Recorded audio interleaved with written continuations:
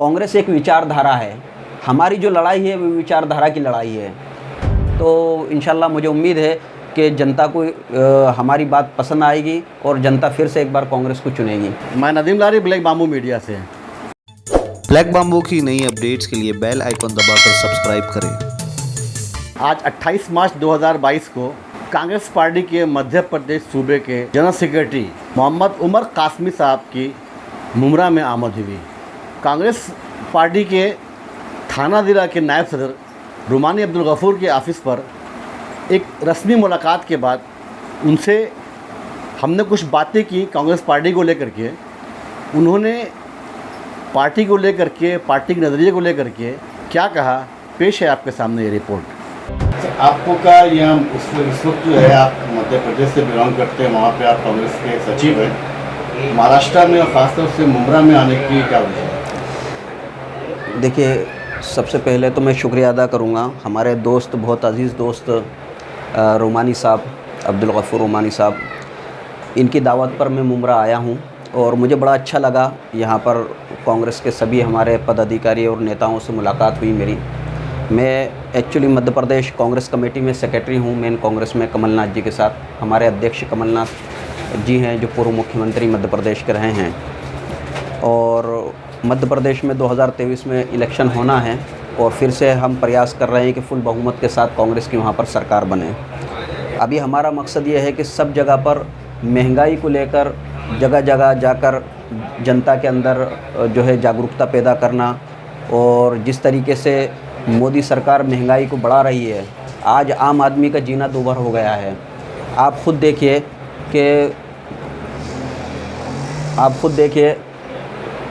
कि इस वक्त गैस सिलेंडर जैसी जो हर रसोई को ज़रूरत है, 50 रुपये बढ़ा दिए गए हैं गैस सिलेंडर पर। पेट्रोल के ऊपर लगातार दाम बढ़ते जा रहे हैं। आज पिछले एक हफ़्ते के अंदर 4 रुपये बढ़ा दिए गए पेट्रोल डीजल पर।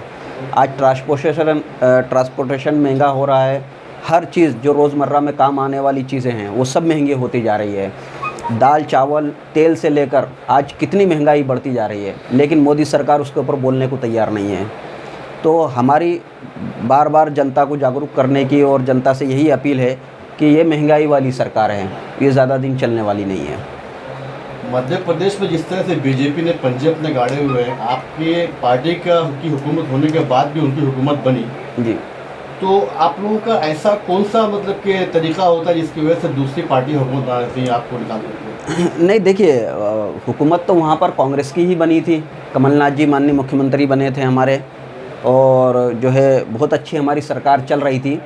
लेकिन आपने देखा कि सिंधिया जी ने किस तरीके से कांग्रेस के साथ धोखेबाजी की, गद्दारी की, और सिर्फ अपने ओहदे को लेकर और अपने ओहदे के लालच में उन्होंने अपने 22 एमएलए को लेकर जो है कांग्रेस को छोड़कर वो बीजेपी में चले गए।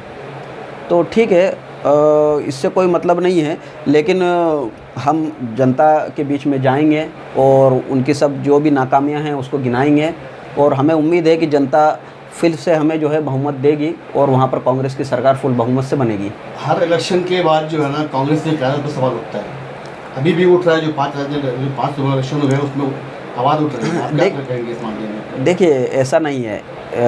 इलेक्शन में हार जीत तो होती ही है। इलेक्शन लड़ना हमारा राइट से है।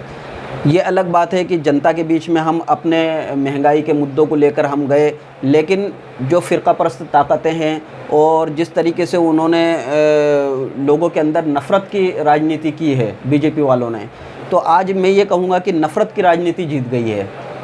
बीजेपी इलेक्शन नहीं जीती है और ना कांग्रेस हारी है, लेकिन नफ़रत ज़रूर जीत गई है।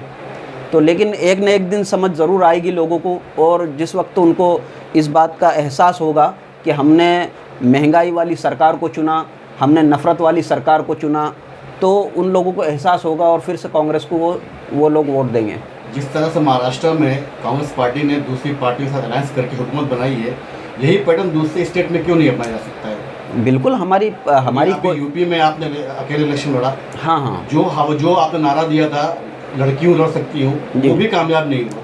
नहीं, देखिए, तो कहीं ना कहीं कांग्रेस जो है ना अपने काम के तरीके में जो है बदलाव नहीं ला पा रही है, या ऐसा तो नहीं है कि कांग्रेस को अभी भी सही से इस चीज़ का घमंड है कि मैं अभी बड़ी पार्टी हूँ? नहीं नहीं, देखिए कोई घमंड वाली बात नहीं है। आप यूपी के इलेक्शन में आप देखिए कि जिस तरीके से कांग्रेस ने मेहनत की ज़मीनी सतह पर, माननीय प्रियंका गांधी जी के नेतृत्व में हमने चुनाव लड़ा और उनकी कितनी मेहनत रही, उनके वीडियोस देखिए, उनके आम सभा के अंदर कितनी पब्लिक आती थी, और लड़कियों का जो उन्होंने नारा दिया, ख़ास तौर से बहन बेटियों की जो हिफाजत को लेकर वो चिंतित थी, उस बात को लेकर उन्होंने महिलाओं के अंदर एक जागरूकता पैदा की है, जिससे कम से कम चाहे हम इलेक्शन हारे हैं लेकिन लोगों तक मैसेज तो गया है, कांग्रेस की पोजीशन मजबूत हुई है। जो ब्रांड थी आपकी वो खुद ही चली गई बीजेपी में।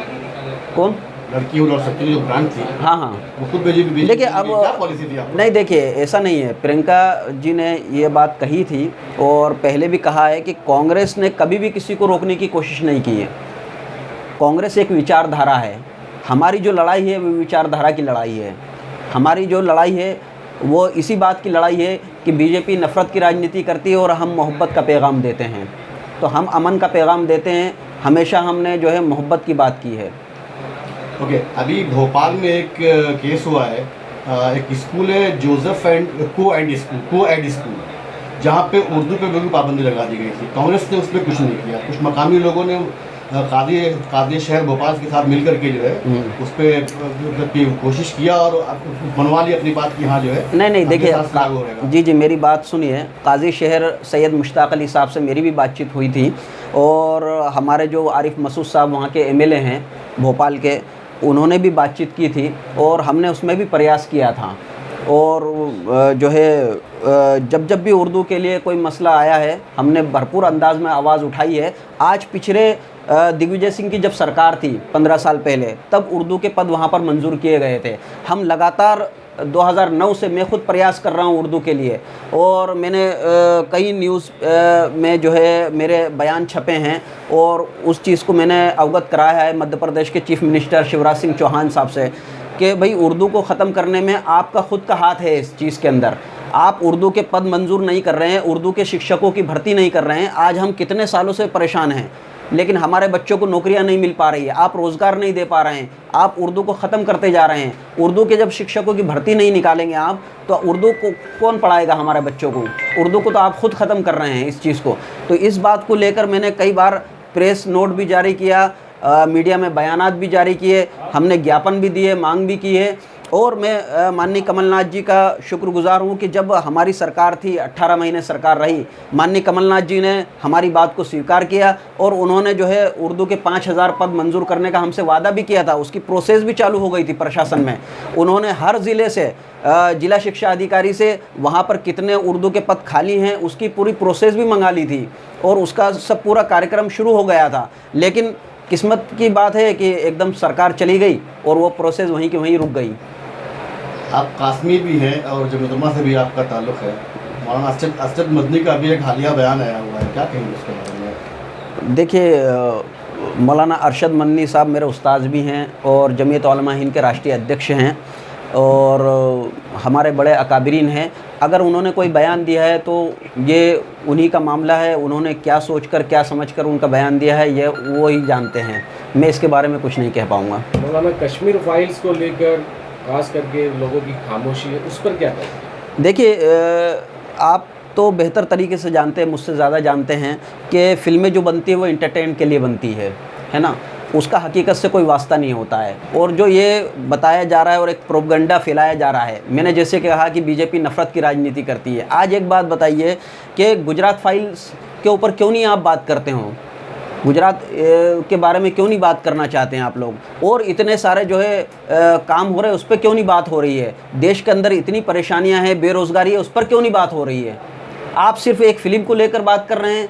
कितनी गलत बात है कि प्राइम मिनिस्टर जो है संसद में खड़े होकर फ़िल्म की बात कर रहे हैं, वो फ़िल्म का प्रचार कर रहे हैं। तो आप पूरे देश के प्राइम मिनिस्टर हैं, आपको पूरे देश की बात करना चाहिए, जनता की आवाज़ बनना चाहिए, जनता की परेशानियों को देखना चाहिए। आज बेरोज़गारी, महंगाई इतनी ज़्यादा बढ़ रही है, उसके ऊपर क्यों नहीं बात हो रही है? उसके ऊपर क्यों नहीं चर्चा कर रही है? आज मीडिया पूरी जो है बेरोज़गारी पर बोलने को तैयार नहीं है, कोई डिबेट करने को तैयार नहीं है। एक छोटी सी फिल्म को लेकर जो है हर तरफ हवा मचा हुआ है। तो आखिर ऐसी क्या वजह है? क्योंकि उनको 2024 का इलेक्शन जीतना है और उनको ये बात समझ में आ गई है कि जिस तरीके से अंग्रेज़ों ने राज किया कि फूट डालो और राज करो, तो इसी तरीके से हमारी भाईचारे को वो ख़त्म करना चाहते हैं, इस देश के अंदर नफ़रत की आँख फैलाना चाहते हैं। तो मैं उन लोगों से यही कहना चाहूँगा कि नफ़रत की राजनीति नहीं चलेगी यहाँ पर। ये देश अमन का रहा है, ये देश गांधी का रहा है और ये देश मौलाना अबुल कलाम आज़ाद का है। यहाँ पर हमेशा भाईचारा रहा है। अभी मुमरा की सियासत पे आते हैं। यहाँ पर कांग्रेस का बहरहाल वजूद तो है, लेकिन वो दमखम नहीं है। क्या करेंगे यहाँ पे? क्या ऐसा कौन सा मतलब तरीका या लाएमल तैयार करेंगे जिसमें कांग्रेस को मुमरा में जो है अपनी ज़मीन जो मिल सके? देखिए, यहाँ पर मैं आया हूँ, पहली बार मुमरा आना हुआ है मेरा। यहाँ पर मैं अपने पदाधिकारियों से, अपने जो भी साथी हैं कांग्रेस पार्टी के, हमारे भाई हैं, उनसे बातचीत करूँगा और बूथ लेवल पर हमें संगठन को मजबूत करना पड़ेगा। जब तक हमारा संगठन मजबूत नहीं होगा, जब तक हम सत्ता में नहीं आ पाएंगे।